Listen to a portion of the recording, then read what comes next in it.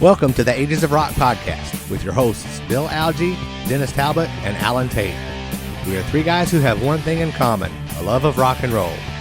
Our goal is to talk about all things rock. We hope you find this show intriguing, funny, and occasionally highly opinionated. Enjoy!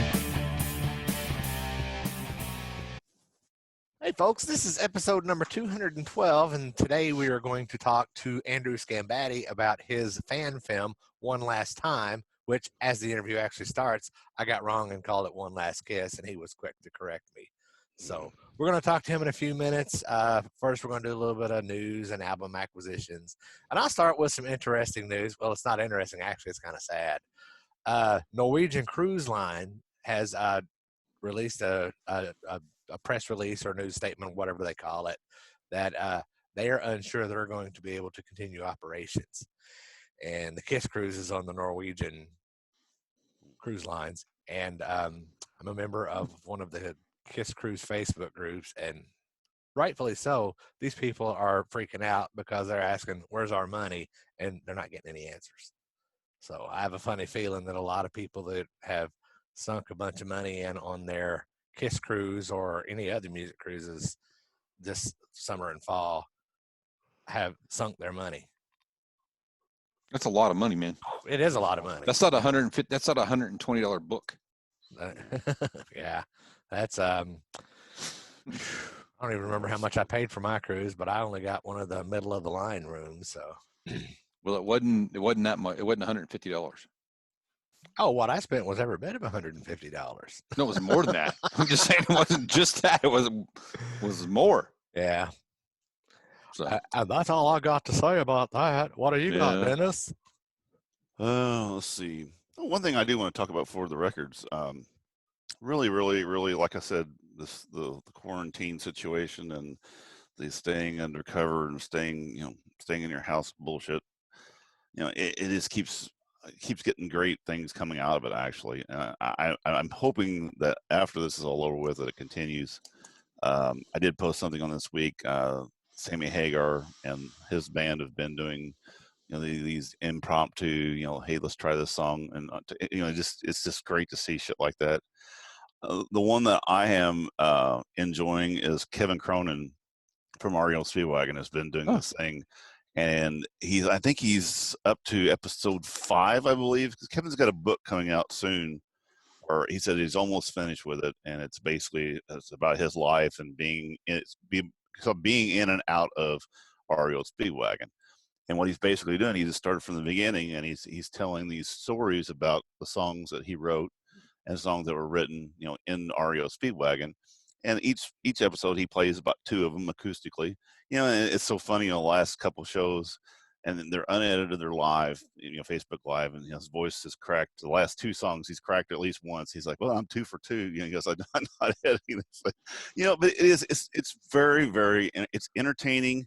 It's great to hear the stories, inside and out of these things. The second show he actually had Tommy Shaw on, and they talked about they both play these old pre-war Martin guitars, and he calls his the hockey stick because it's all beat up, and Tommy's is all everybody's frozen. And they were actually comparing guitars, who had the worst one with the worst rash on it, and stuff like that. But check it out. All you have to do is go to REO Speedwagon, their Facebook page, and you can find these things. And it's called actually it was originally called Camp Cronin, but now it's called something about stories from Kevin Cronin or stories from REO Speedwagon. But it's very, very interesting, and I'm glad that Kevin is doing these things. And like I said, it's kind of fun to hear people. You're basically hearing these songs played in basically an acoustic situation by himself, as he was in a coffee house or something, and you get to hear the stories behind it. And like I said, I know there's a bunch of other people doing that. I just haven't, I'm getting to them. But that's the one positive thing out of this whole deal is we're getting a lot of up close and in-person type stuff from these people. So, and if anybody sees something like that and they think it's really cool, please email us, because I like to, if I'm missing it, I want to see it, and go from there. So, and that's contact@agesofrock.com. Yeah, exactly. Or just put it on our Facebook page, or because I'm gonna post one of those, Kevin, probably the first show, and then you can watch from there.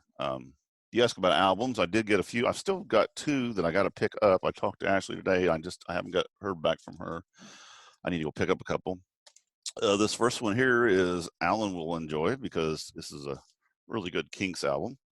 This has Destroyer on it. It's Kinks Give the People What They Want. It's an older Kinks album. This came out in 1980. 87? No, 80, I think. Is it that I, old? I bought it when I was in high school. 81, actually, is when this came out. I bought Damn, it. you're Probably old. 87. I actually bought it in 82. I bought it on cassette because I always liked Destroyer. I thought it was a good song.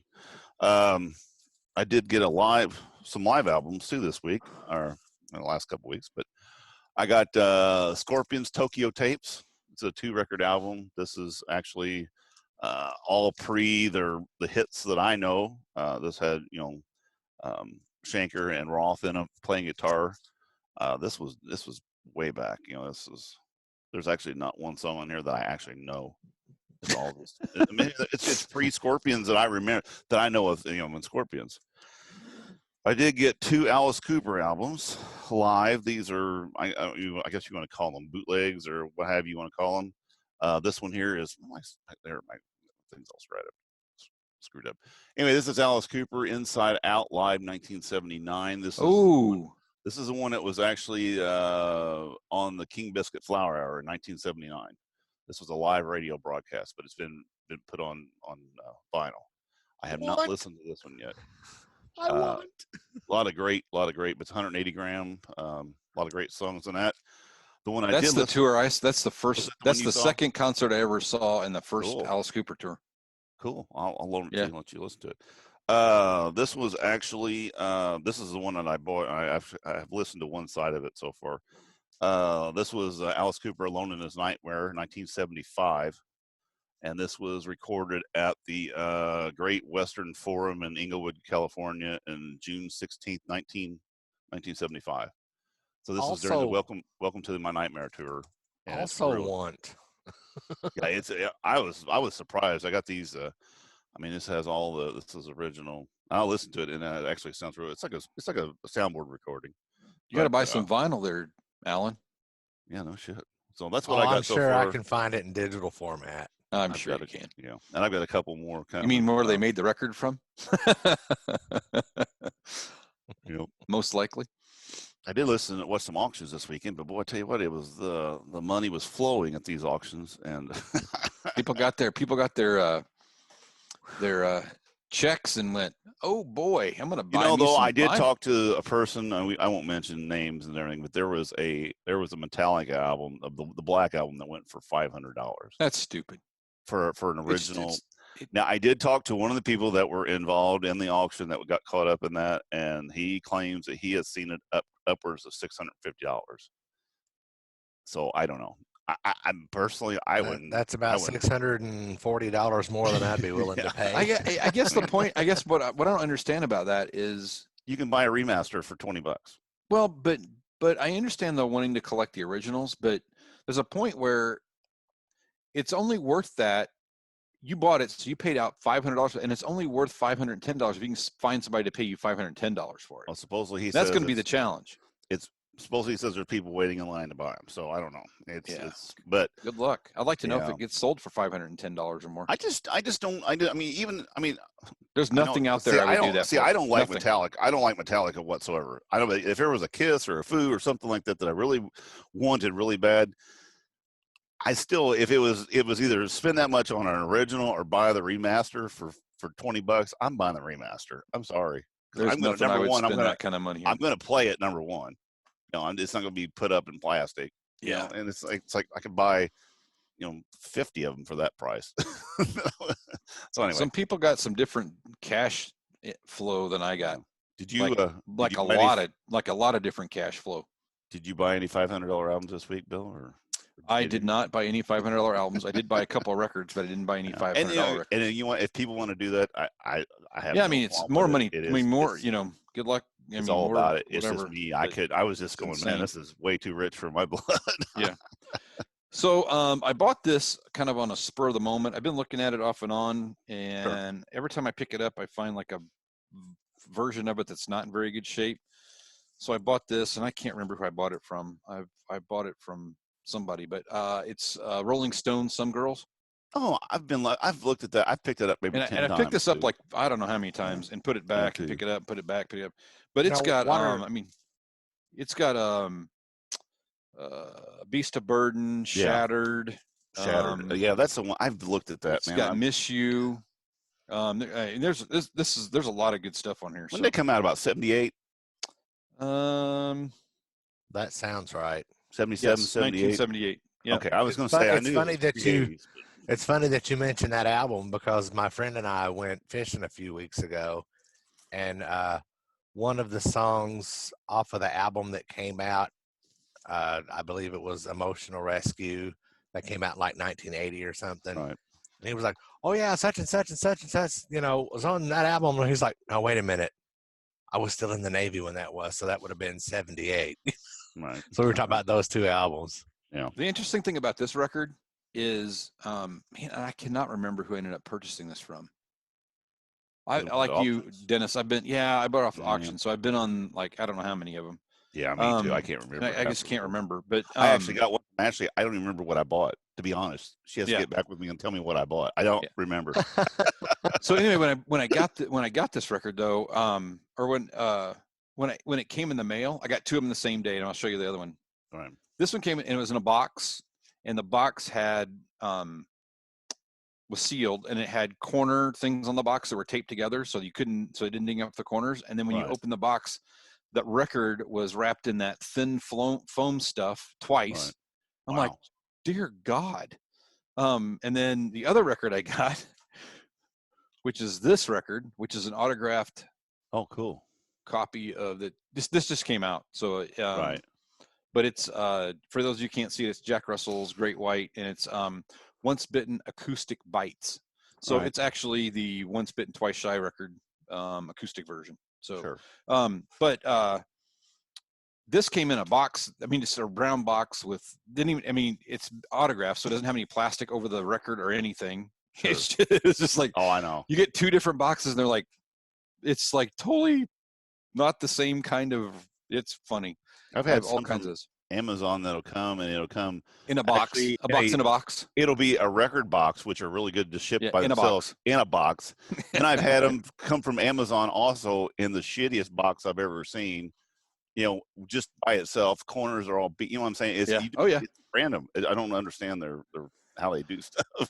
But I'm looking forward to listening to both those. I haven't listened to either one of them. I got them yesterday and just haven't had a chance to, but I'm definitely gonna check Stones one is one that I've had in my hands many times. I'm like you. Every time I find one, it's not quite. It's either too much for what it's worth, or it's just not very good shape. So my understanding is this version is not the most sought after version. So really? I don't know if it's because of, I don't know why. There must be a different version of this, but I don't know. I know. Somebody said when they were talking about it on there, the guy and I cannot remember for the life of me who I bought it from. It's like Zena's Records. I have to look and see who that is, because that's where I bought it from. Because I ended up, you go in there the other day. Somebody was like going, "Well, I found this copy, a specific copy of Love Gun," and I'm like going, "It was I can't remember. It was a 150 something." I'm like, "The fuck, who knows which one?" I don't look for these things. There are people that know that stuff. I don't know that. I don't know it either. The only other music news I have is I have actually got 2 rescheduled dates for shows that I had tickets for. So a ticket show that we had ticket for in April, which was end of April. It was Dan and Shay, where they're a country duo. Then they have a band too. That got rescheduled for August 6th. That's in Louisville. That's a big show. I think it was sold out. Right. And then the other show was, we were supposed to go see Michael Bolton over at the Brown County Playhouse or Music Center. Sorry. Right.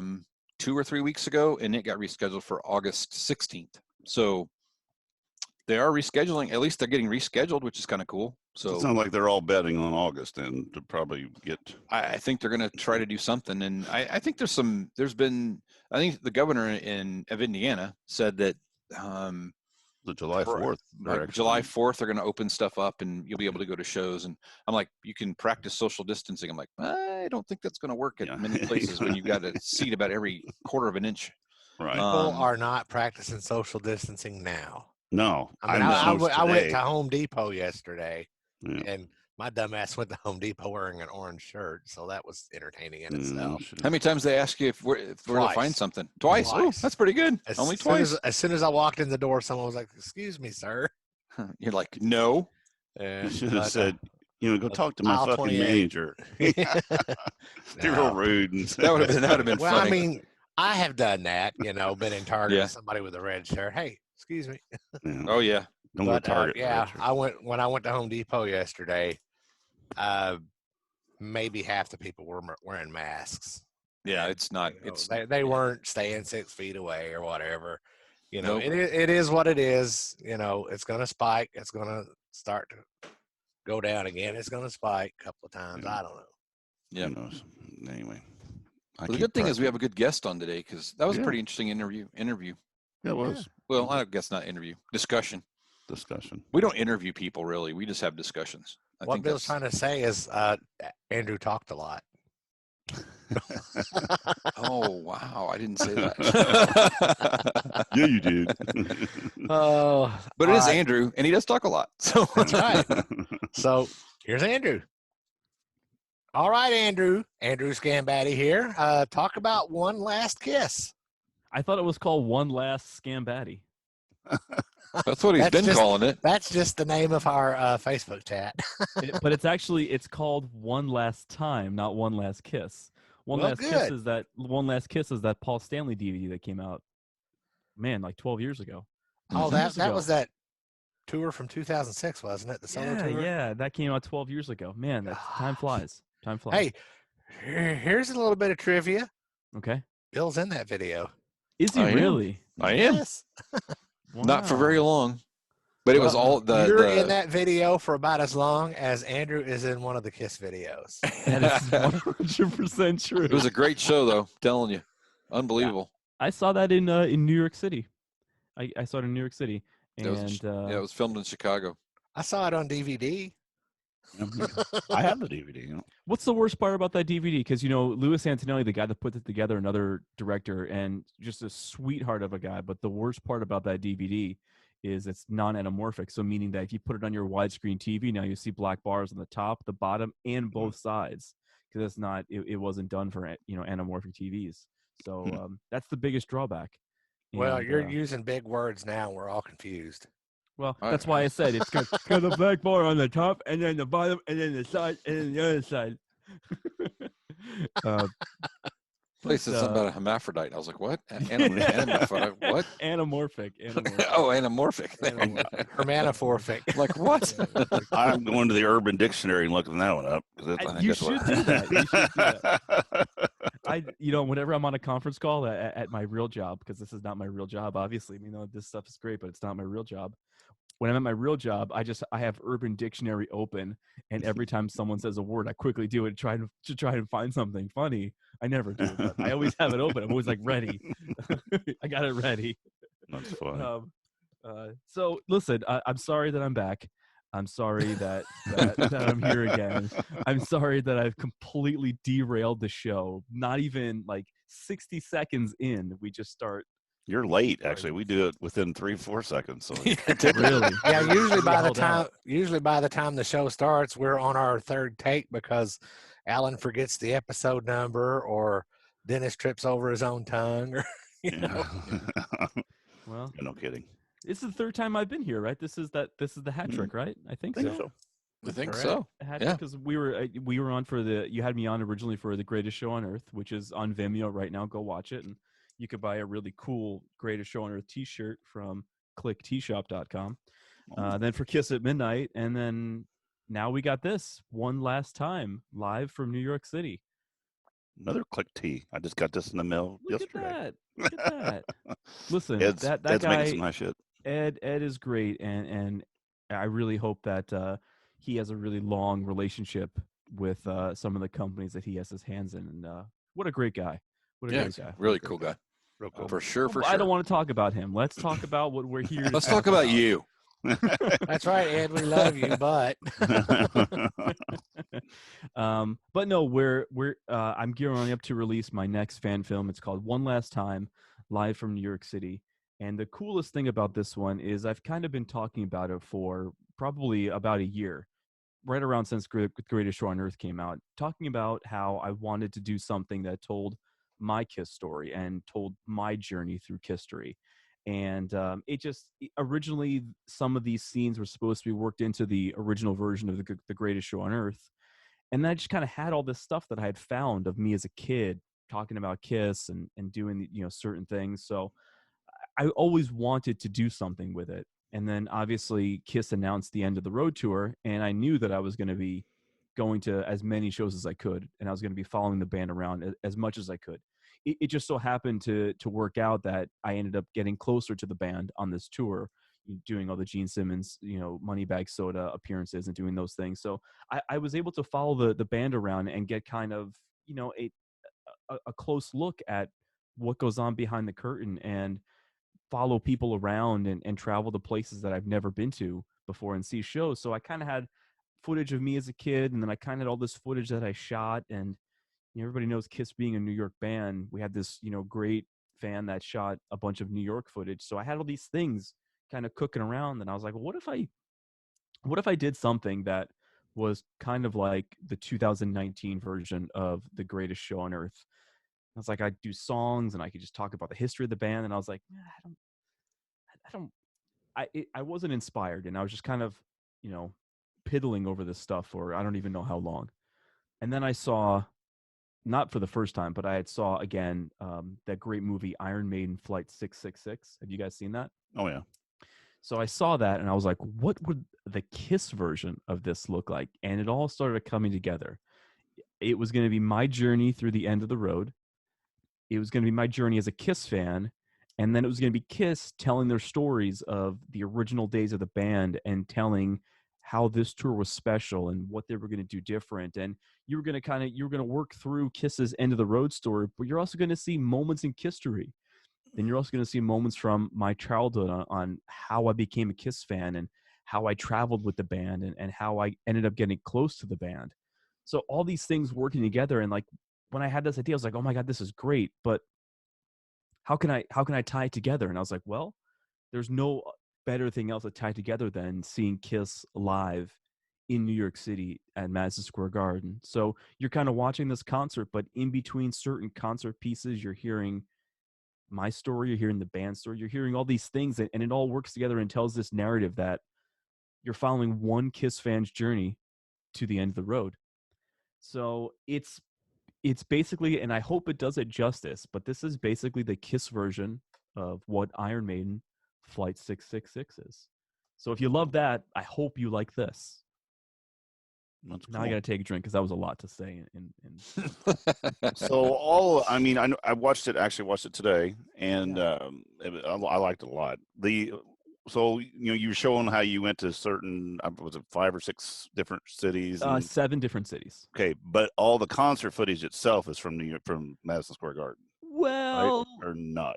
Well, Kiss says that Alive 2 was recorded at the LA Forum, Sure. but there's certainly other shows in there Right. too. So there's certainly footage from other shows worked in there too.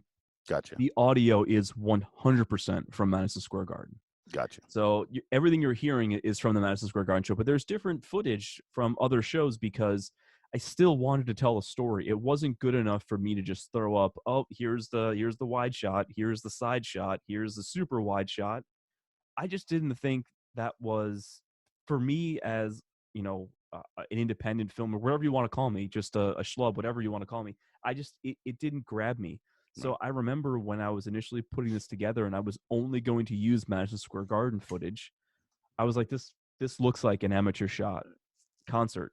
And nothing against the people that shot it or edited that Madison Square Garden show. I think what they did with what they had was excellent and it's awesome. It's one of my favorite shows to watch on the tour.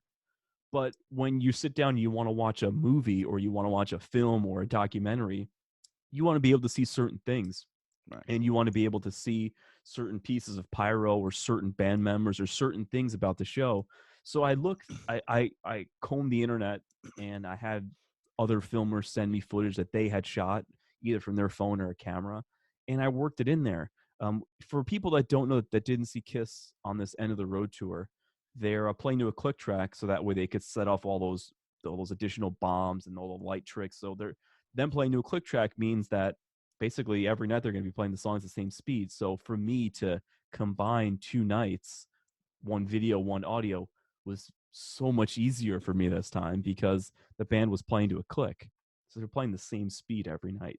So basically I'd line up at the beginning of the song, and then I scrub to the end of the song, and everything is still in sync.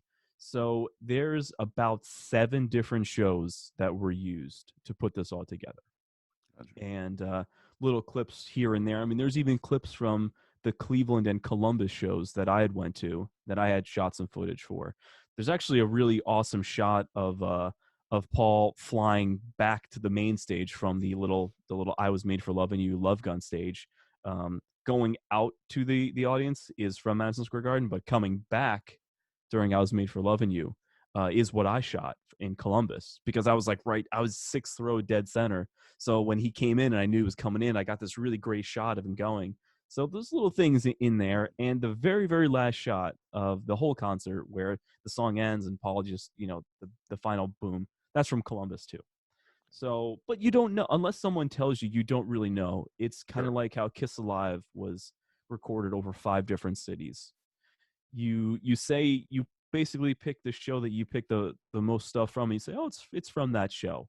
But I think a lot of people understand, especially with their history with Kiss, they know that they take things from other sources, and it wasn't to discount any of the footage or anything that was shot. It was just to make a better product. Well, I mean, if you don't see the venue itself, like on a wide shot, and see what the arena looks like, the show itself is the same show every night. Yeah. I mean, because it's played to a click track. The bombs are set off to go a certain way. So if you can't see anything besides just the stage, you would be hard pressed to figure out where it come from, to be honest, if you didn't shoot it yourself. You know what I'm saying? Yes, that is correct. I mean, there are people that have reviewed it just like you guys did, and they were like, "Well, what shows did you use?" And I told them, and I was like, "Well, these are the shows." And he goes, "Oh yeah, I remember that shot from there, and I remember that shot from there." But it's only because that they had watched these shows Right. a handful of times and they knew, or they had edited other shows together. Sure. So, but again, if you, unless you're looking for it, you don't know. It looks like it's one show. So the thing about the Greatest Show on Earth is it was complete songs in a concert set list format. I didn't want to do that this time, but I also didn't want to only edit, part of the song. Or I didn't want to I'm just going to just make this part of the song 5 cameras and forget about that part. So I said, well, there's 13 songs throughout this feature that I use the most for the most storytelling. So I go, what if I take those 13 songs and I'll work them into the concert, but also I'll release this bonus concert that I edited together too. So it's technically 2 releases here. You have One Last Time, the film, and then you have One Last Time, the concert. So there's certainly concert footage in the film, but then you got these 13 complete songs in addition to the concert footage that's in the film.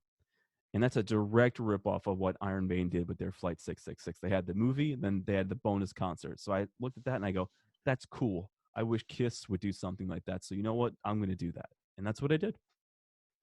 Nothing wrong with that. No. So when people were coming at me and asking me, well, when's the next thing going to come out? Because, you had The Greatest Show on Earth and Kiss at Midnight. And then I released that Tokyo concert this past December.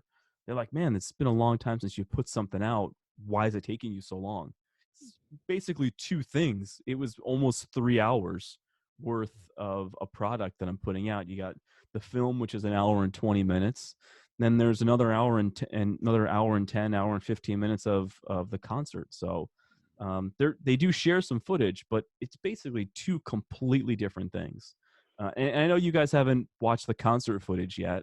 I know I just sent over the film for review, but basically, if you like the film and you want to see more of the concert footage, that's what the concert footage is. It's your bonus disc. It's your bonus disc. If I was pressing DVDs, which I'm not, and I've been very transparent about this whole thing that this isn't for sale, this isn't for profit. I'm not going to be at the next horror convention whenever that happens, or the next Kiss convention whenever that happens. I'm not going to be there peddling copies for anybody. You're not selling at Rockin' Pod 2021? No. No, I'm not selling anywhere. I'm not making this a free download. You're going to be able to stream it off YouTube and Vimeo, but you're not going to be able to download it. I'm not going to send you a BitTorrent. I'm not selling copies. And so, and it says literally all over this feature that this is not for sale. This is of the fans, by the fans. So Andrew, how long did it take you to make? And I remember we've talked before. I mean, Mm-hmm. you were kind of alluding to the time span between things, and people are like, well, you haven't done anything. You know, when are you going to do something else? Mm-hmm. You know, if I remember right, actually, I don't even remember what the time frame was, but I remember it being a long time to make some of the other stuff. So how long? Do you remember how long it took you to put together and do, you know, the Greatest Show, and then, you know, Kiss at Midnight, and then this show? How did it? So the Greatest Show on Earth took about a year to put together because remember, Kiss in the 70s, they were very erratic as far as their playing goes. So to sync up those two Houston shows and the Largo show to Kiss Alive 2 was daunting. I mean, I have to like, okay, that shot, it's okay, it's kind of in sync. Let me reduce it to 99%. Oh, wait, 98%. Up too slow. Maybe 99.5%. Oh, 98.5. And I did that with literally every shot to make it match up to the audio of Alive 2. That took forever. It took forever to do. The reason why I went back and redid The Greatest Show on Earth is because when I finished it the first time, I didn't think I was going to be able to finish it, and I didn't think it was going to be any good. So once I was able to step back a little bit and then rewatch it, that's why I went back in and fixed it and made it in widescreen and yada, yada, yada. I mean, you guys know the story. So that took, I mean, from when it was all said and done, the original print of The Greatest Show on Earth took about a year. Then the Encore edition took about, I don't know, 30 or 60 days to do. Probably about 30 days to do. So, you know, you had like basically 13 months of my life for The Greatest Show on Earth to get that done. Kiss at Midnight didn't take that long. I mean, Kiss at Midnight probably took 4 or 5 months to do because the shows that I used were very similar, and you know, it was building a 30-minute feature, so that didn't take too long. This one, it's a blurred line how long this one took because I initially started production on this probably, man, like seriously, I probably started actually doing something with this June of last year. I started thinking about, okay, here are the shows that I might want to use, and I might want to do that, and maybe I'll do this. And then I remember I started actually putting out, you know, pieces of songs to friends probably like in October. And then, yeah, so I would say probably June is when it started. But I wasn't working on it every day. If I had to say, if I worked on it every day, it probably took me 6 months to put this together. Probably about 6 months. Yeah, that's a good. But just remember too, just because I assemble it and put it together doesn't mean it's done. I can't tell you how many times I watched this thing already. I hate it already. I can't wait for it to come out. You know, and after we're done with this, you know, I gotta watch it again because I care. I want it to be perfect. I want someone to watch it and be like, oh my God, that was the coolest Kiss thing I've ever seen. I wish Kiss would do something like this. I want it to be cool. I want it to hit you in the chest. So even though you guys saw a very late work print copy, basically what you saw is 95% on what the finished product is going to be. Right. What's even worse than working on a project like this and being sick of it before you're done is putting out a concert of your own band and having to watch it over and over again. You know, years ago, I was in a Kiss tribute band, and no, I'm not going to mention the name because they never get any free promotion out of me. We had decided that we were going to do something like this, and we were going to make a whole like a documentary / concert of the band. But the problem is we couldn't keep a lineup together, so we had footage shot with one lineup, then more footage shot with another lineup, and then this and that. So, but you know, that never happened, and all the footage on that I did hit the Control A, Control Delete. So that is all gone, thankfully. No spite there at all. No spite at all. And I'll never mention their name ever.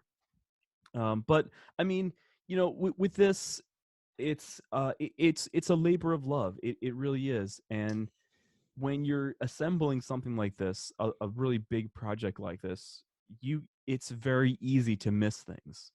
So doing it once and going, okay, I'm just going to export this project once. I'm not even going to watch it. I'm just going to, scrub through it on the timeline. This is good to go. It's fine. It's not. I mean, I sat down and I watched this at least 10 times. At least 10 times. And if you guys notice, the link that I sent you, the file name was dated because Mhm. it gotten to the point where I didn't know what was like, am I watching the right one? What am I doing right now? Like I didn't like what's going on right now? Like I didn't even know what I was doing. So I started dating all the work prints because I would watch it completely all the way through, make my notes, then I would go in and I would, do my corrections, and then I would export it. And I wouldn't watch it again until the next day because if I watched two different prints of the movie in the same day, I had no idea what was going on. And I would get nothing done. Like completely, it would just be everything I wrote down was just bullshit. And I was just like, what did I mean? What?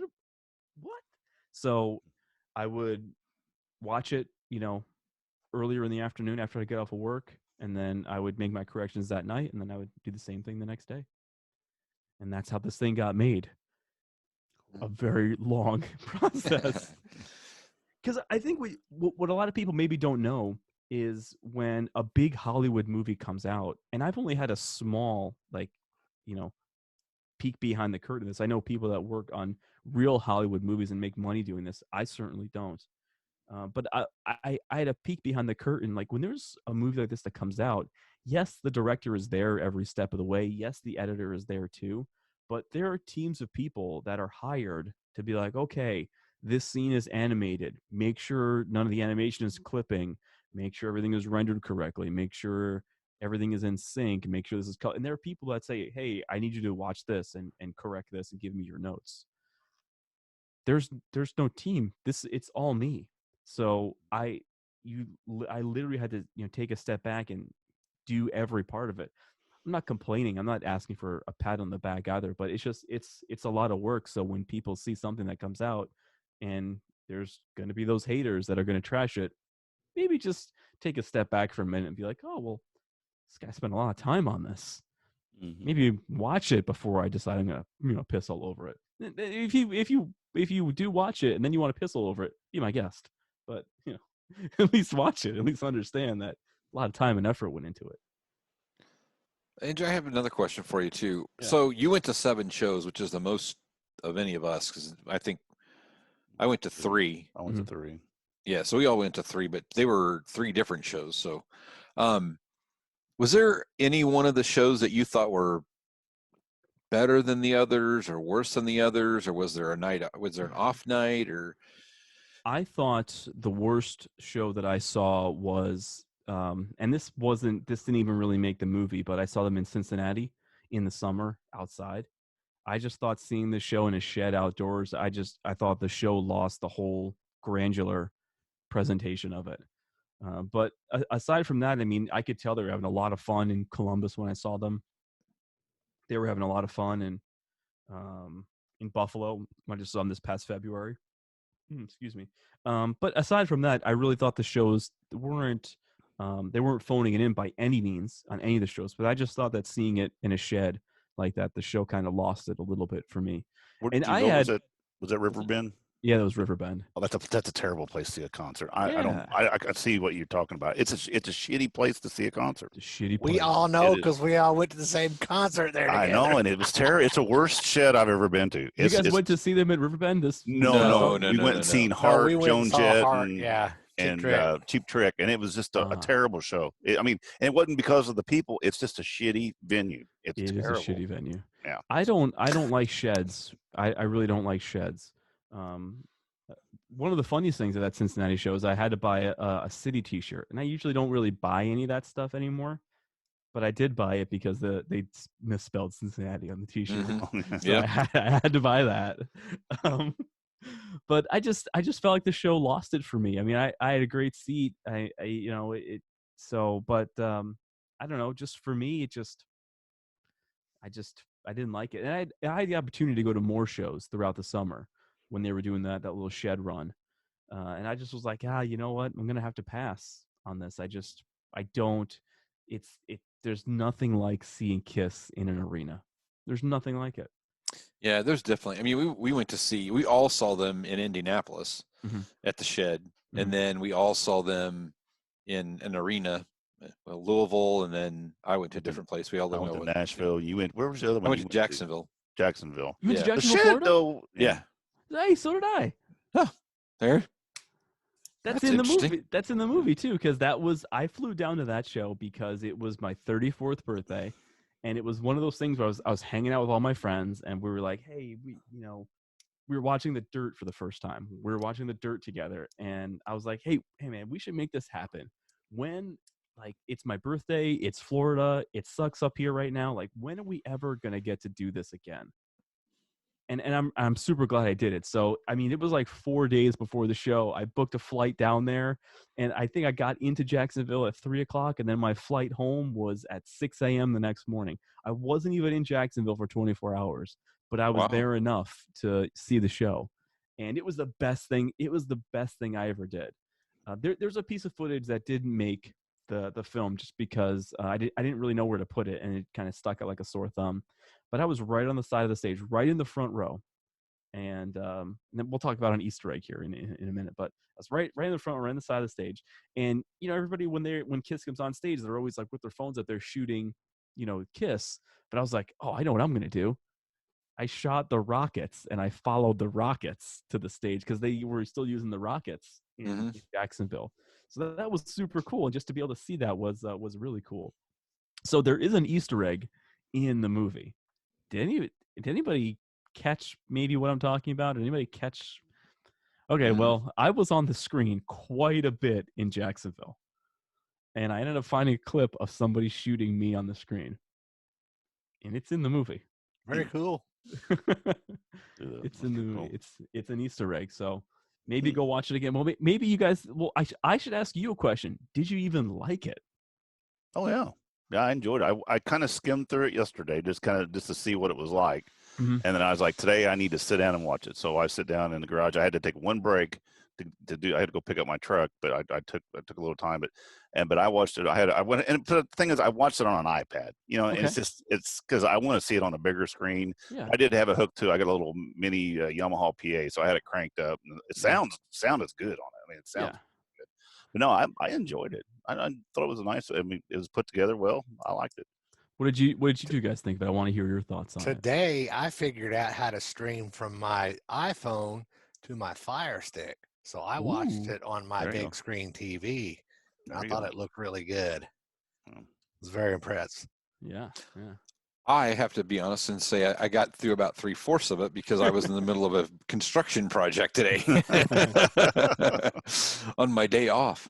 And but I really enjoyed it. I want to watch it again because I watched it on my phone, so I didn't have a chance to really spend a good amount of time with it. But I've liked them all. I mean, I think they're all three of them have been really good, and I like this one too. I like the fact that it's if you get it, you still have another keepsake from the tour. Yeah. Yes. Even if it's because we've all been there. I mean, the story is really a story that just like all the rest of us could tell. It's cool to hear somebody be able to take you through their experience that way. And what I want to do on this and what you guys have seen on the poster is this is your all access pass to seeing Kiss. If you ever wanted to see what it was like to be in the front row, because there's front row footage on there. I didn't shoot that footage, but there's front row footage there. There's backstage footage that people shot. If you want to get an all access pass to seeing Kiss, this is your all access pass. It's delivered to your doorstep.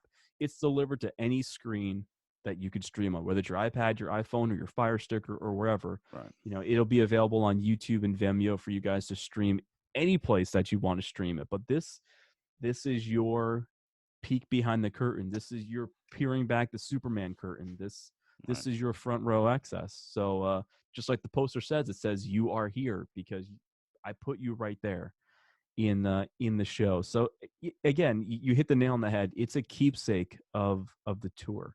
And I know Kiss they're planning on doing something like this. I definitely wanted to make sure that I put mine out before Kisses came out. You know, it won't be out.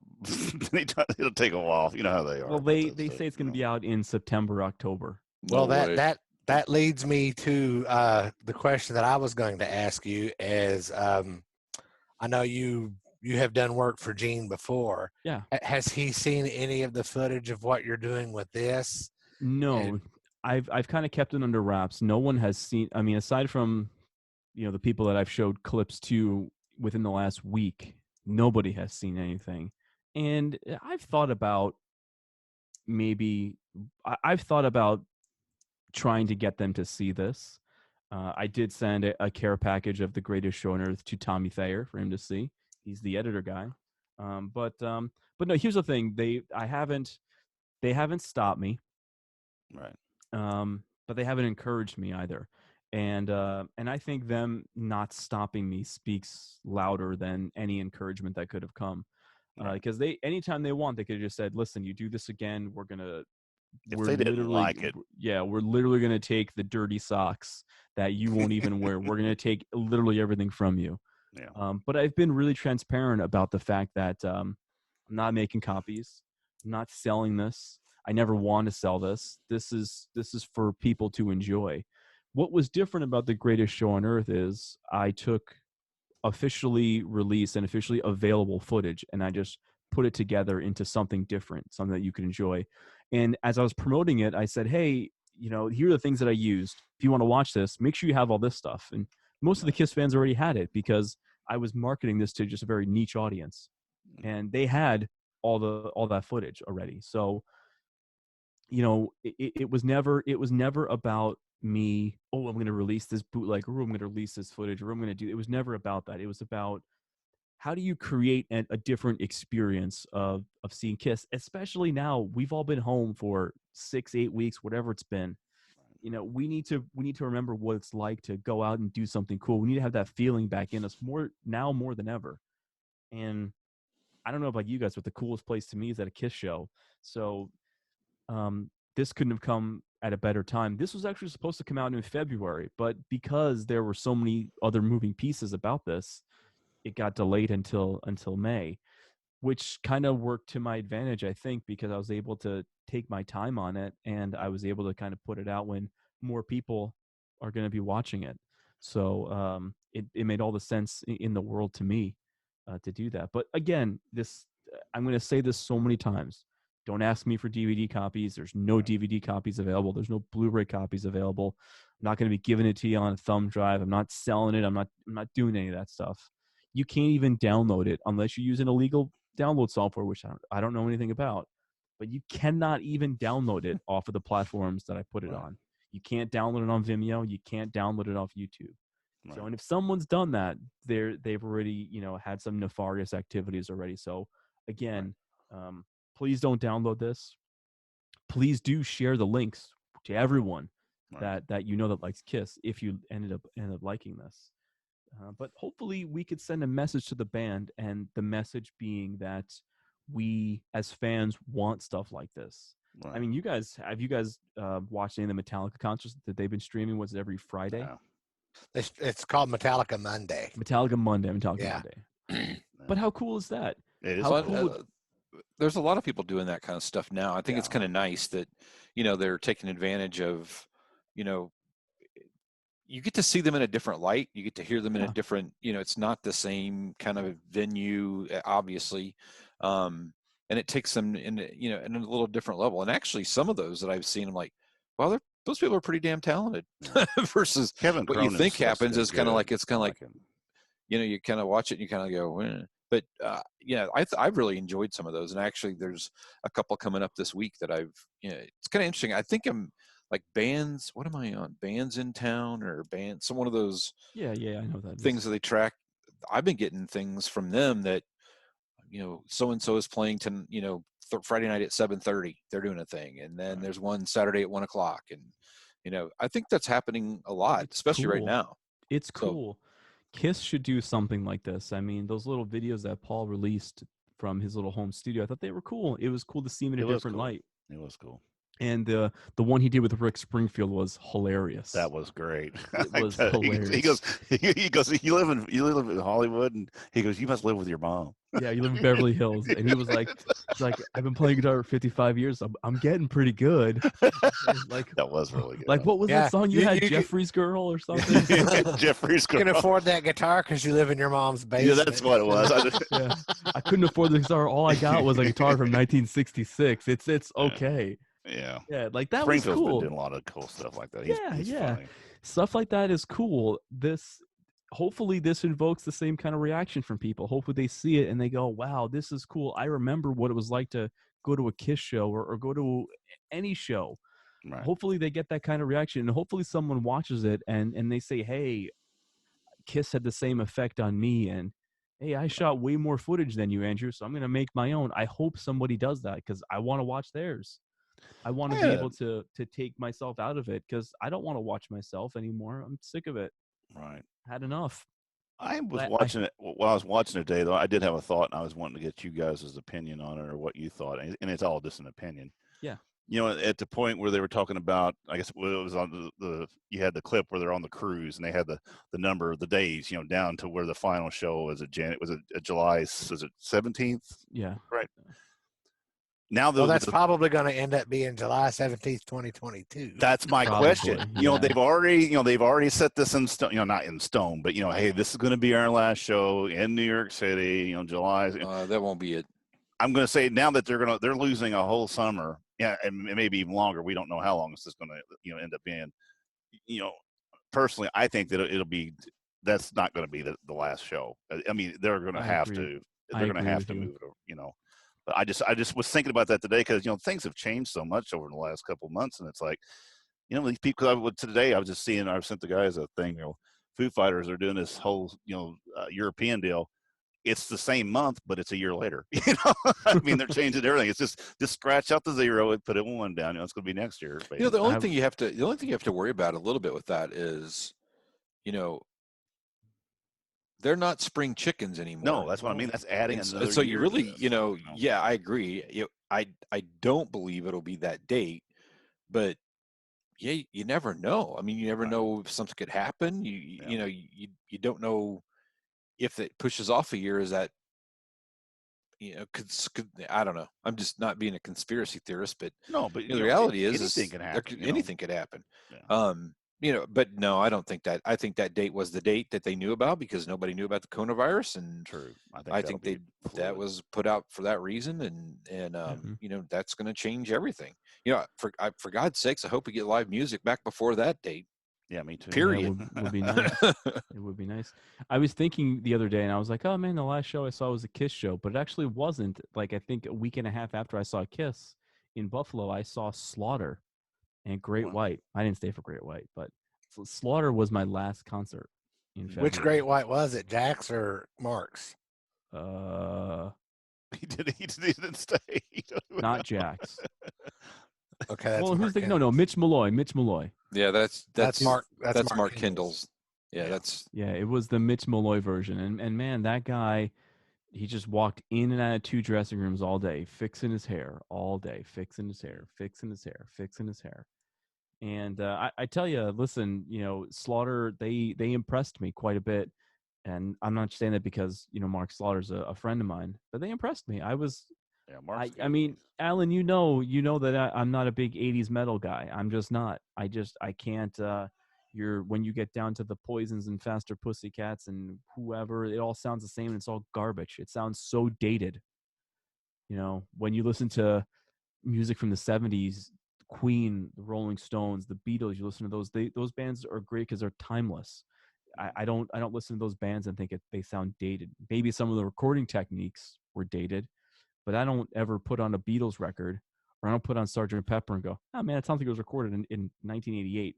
But when I listen to, freaking Open Up and Say Ah, whatever it is, I'm like, man, this sounds like crap. And it was made in 1987. Like you just, So that's my thing. So all the music that I have such a visceral distaste for is because it sounds dated. All the crap that all these people are listening to now, it sounds like music that was made today. And it sounds like it's garbage. It's literally garbage. All those bands that are so great are timeless, and it's never going to happen again. Okay, now answer me this question. If you think all of that stuff from the 80s is garbage, how do you feel about Lick It Up and Hot in the Shade and Hot in the Shade Animalize? is and just garbage. Hot in the Shade is garbage. It's a smoking turd. But Lick It Up. Lick It Up is the last 80s album that I could listen to from beginning to end. There's a lot of garbage on Animalize. There's a lot of garbage on Asylum. There's a lot of garbage on Crazy Nights. But again, those I don't wake up and go, man, I gotta listen to Crazy Nights today. Crazy Nights will come on and be like, okay, that's not that bad or whatever. But man, I tell you, when I listen to Love Gun or when I listen to Deuce or when I listen to Sure Know Something, man, those songs are timeless. Right. They could have been recorded today and sounded just as cool. And here I'll prove my point. Sure Know Something was basically on the disco album, but you listen to it on Unplugged and the song sounds so fresh and it sounds so new. And that was 20 years after it was recorded. And it's almost been 30 years since MTV Unplugged, and I'm still listening to that version of Sure Know Something, and it's awesome. It's awesome.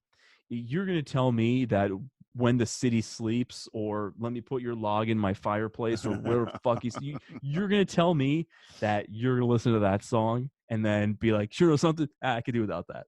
That's lyric gold right there. I'm just saying those things I'm not are, a big. are I'm not a big I did notice that you didn't mention anything about the Elder, which I thought was pretty good. Well, here's the thing. So I have this hatred for the Elder. Like We're brothers. but I'm going to tell you something. Like you guys, I've been working from home and now I have.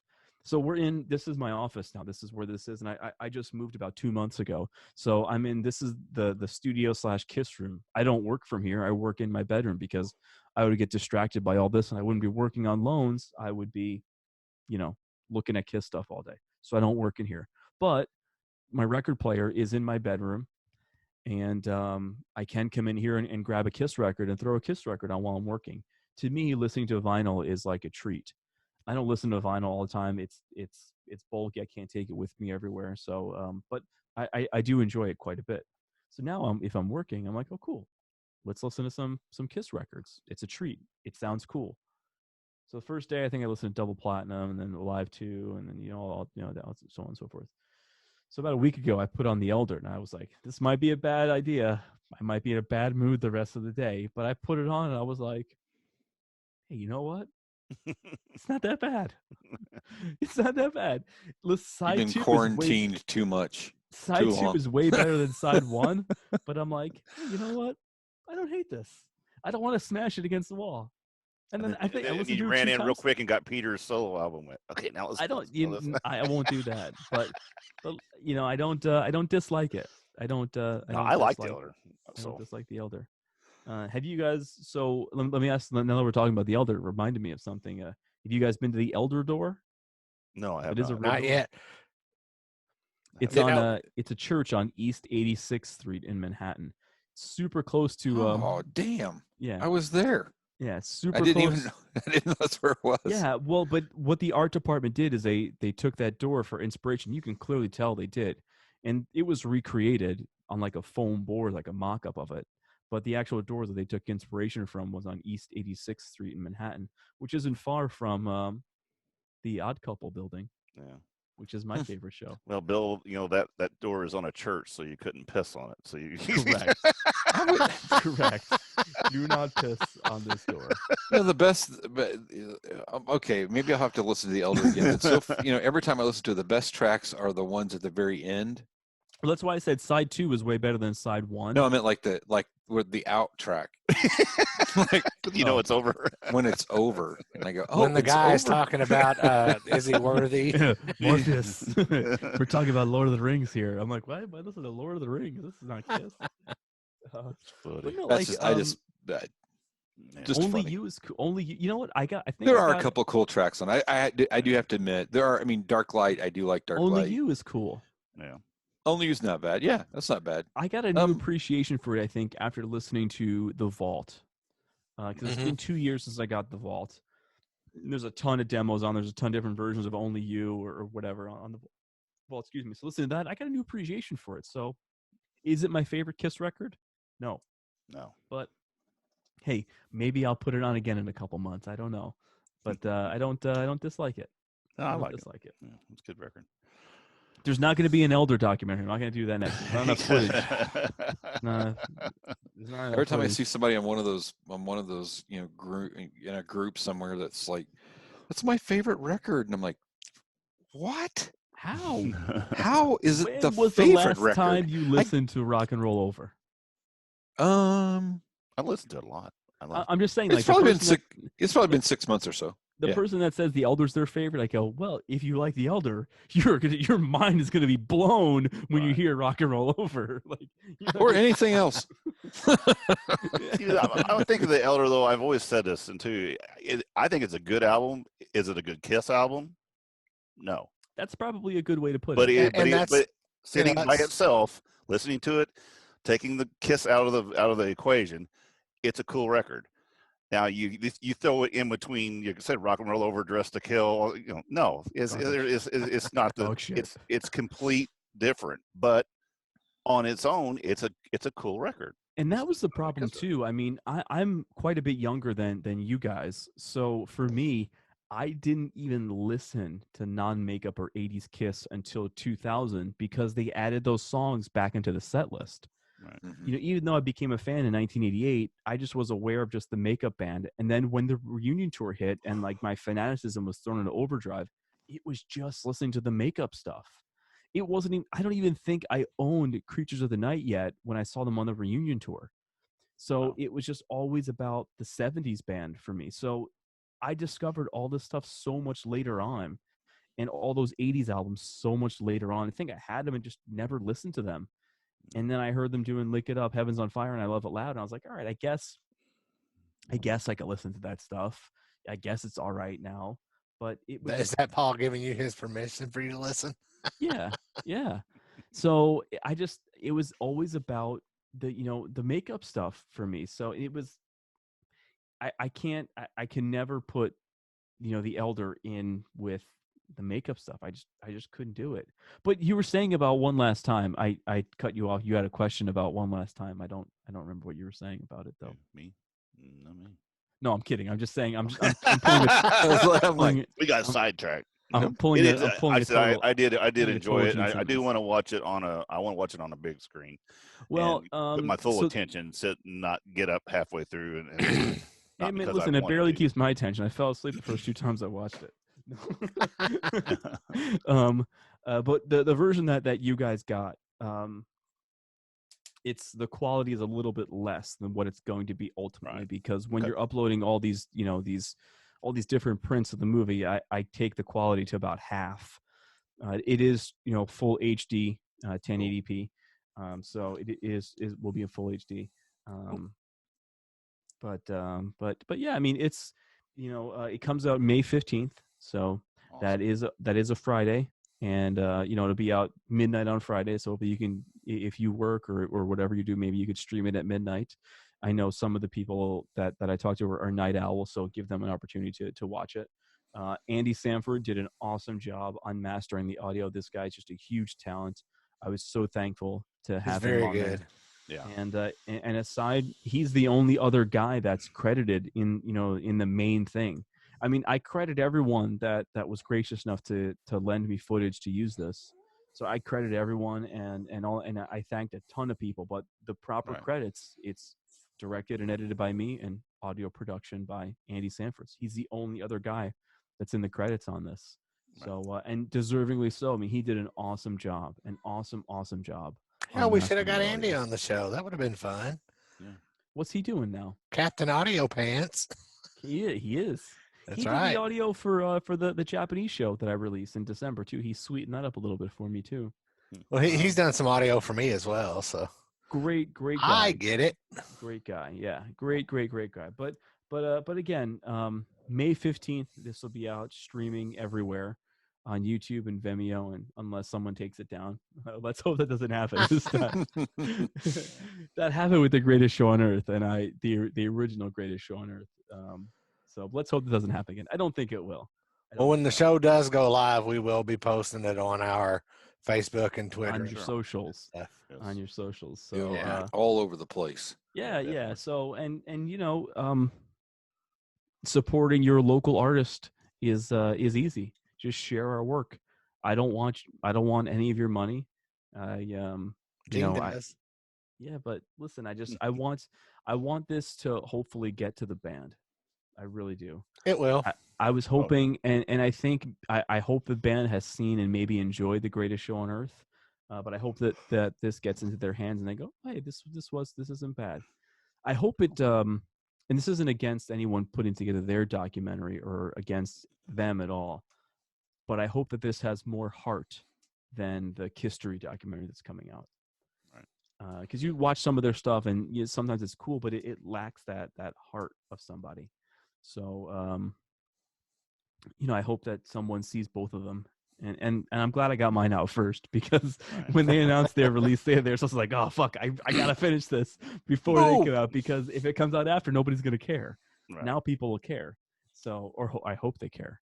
Drop the gauntlet. It's like that with everything, right? Every time somebody says, we're going to put a new record out, we're going to go start doing some podcast interviews. They're like, oh, do us first. It's like, come and get the deal. Yeah. Like, who? It's like, what? What do you want to do? And I remember, I think in December, I shared the first poster of it. It was that first poster with me in the audience. Mhm. But again, the poster was cool. Yes, I did that myself. But I looked at the poster and I go, well, this says absolutely nothing about Kiss. I look at that and I have no idea that Kiss is involved. So that's why I went ahead and did the new one. There's actually a funny story about the poster. You guys have all seen the poster, right? Right. Yes. Mm-hmm. Well, Let me just pull a picture up here. You've seen the poster. Yeah. Right. Yeah. So the funny thing about the poster is I had the idea in my head for a really long time on what I was going to do and all that stuff. And I edited the photo, added in effects and all the whatever, all the hubbub on there. And I was like, well, I got to take a good picture of myself with my hand up from the back. So I took that and then I put it on, I matched it, and I was looking at just my back and looking at the crowd. And I was like, man, that sucks. Doesn't look good at all. It's like, man, what am I going to do? And then I think I saw something. I think it was the Vitabrits, that the Australian series that Kiss was on, where they had the Kiss faces, but they had a dotted line. They had the Kiss bodies, but the dotted line around the face, so you could put your face on the Kiss body. And I was like, well, what if I did that here? What if I put the dotted line around me, black, put me in a complete silhouette and said, you are here. I'm cutting out where you would be. So that's, if you watch the movie, that's you right there. Forget that it's me, but that's, if you watch this movie, that's where the movie's going to take you.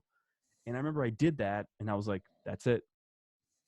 I had to take myself out of it, even though it's my story and even though it's my creation, but taking myself out of that was 100% the right move, because what's cool about this is you want to know where the movie takes you, that's where it takes you. So, and let me tell you, the poster was done. It was completely done. And I was just looking at it and I hated it. I hated it so much. And then I saw that Vitabrits thing and I was like, man, I'll put anyone who watches it in the poster. And no, you can't buy the poster. I'm sorry. I'm not going to be printing up any. I'll probably print one for myself, but no, I mean, again, none of this stuff is for sale. None of this stuff is me out distributing, trying to make a quick buck on there. It's all just for people to look at and enjoy. So, cool. And maybe if I do another screening somewhere at maybe Rockin' Pod 2021, maybe I'll bring some posters, some 11x17 posters, just to give away to people. Just to say, hey, I made this, and if you want to put it on your wall, more power to you.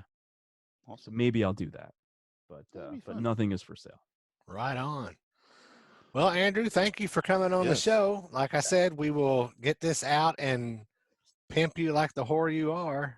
Listen, I really appreciate it, and I really appreciate you listening to me go on and on. Break out my fur jacket, my cane. That's right. Bitch better have my money. Gotta watch out for that pimp hand.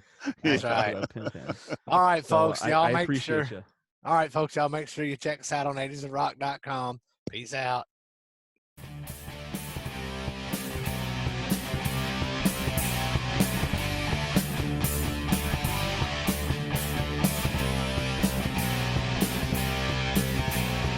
Thanks for listening to the Ages of Rock podcast. If you haven't done so already, be sure to subscribe to our YouTube channel, like us on Facebook, and most importantly, tell all your friends. Remember, you're never too old to rock. Until the next episode, peace out, folks.